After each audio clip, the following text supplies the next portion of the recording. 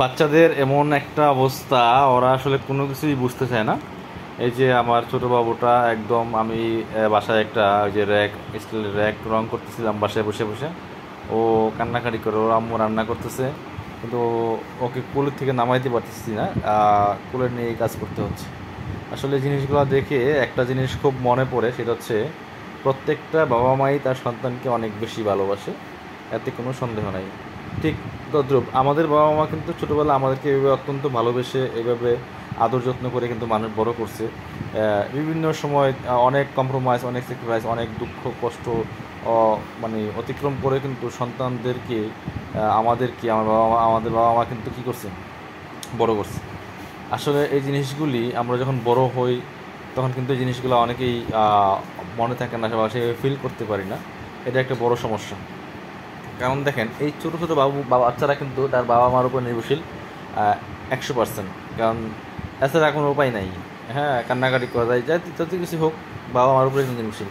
ঠিক তদ্রূপ আমরাও ছোটোবেলা আমাদের বাবা মার উপর নির্ভরশীল ছিলাম বড় হওয়ার আগ পর্যন্ত।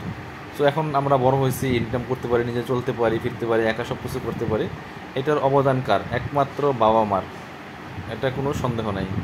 হ্যাঁ, এখন কথা হচ্ছে, বাবা মা যখন বয়স হয়, বৃদ্ধ হয়, তখন আমরা যেন এই দিনগুলার কথা ভুলে না যাই। বাবা মাকে যত সেবা যত্ন করতে পারি, খেদমত করে ঠিকমতো বাবা মার কখন কী লাগবে, হ্যাঁ, সুবিধা অসুবিধা সমস্ত কিছু যাতে আমরা নিজেরা আমাদের সাধ্যমতো সর্বোচ্চ বাবা মাকে আমরা আমাদের সাপোর্টটুকু দিয়ে যাব। এটা মানে একদম নৈতিক দায়িত্ব। কারণ বাবা মাকে কখনোই অবহেলা করা যাবে না। বাবা মা বয়স হলে ঠিক এই ছোটো বাচ্চাদের মতো অবস্থা, আমাদের উপর নির্ভরশীল। আমরা যখন এক সময় বাবা মার উপর নির্ভরশীল ছিলাম, এখন বাবা মা যখন বয়স হয়, বৃদ্ধ হয়, তখন কিন্তু তার সন্তানদের উপর নির্ভরশীল। হ্যাঁ, এছাড়া কোনো উপায় থাকে না। সো আমার কথা হচ্ছে, বাবা মা, আমরা যতদিন বেঁচে থাকবো ইনশাল্লাহ, বাবা মা যেদিন থাকবে, আমরা আমাদের সর্বোচ্চটুকু দিয়ে আমাদের বাবা মাকে সেবা যত্ন খেদমত করবো। এটা হচ্ছে আমাদের নৈতিক দায়িত্ব। কিন্তু তারপরও আমাদের দেশে এত বৃদ্ধাশ্রম, কত বাবা মা বৃদ্ধাশ্রমে থাকে, কীভাবে সম্ভব? আমার না মাথায় আসে না এই জিনিসটা।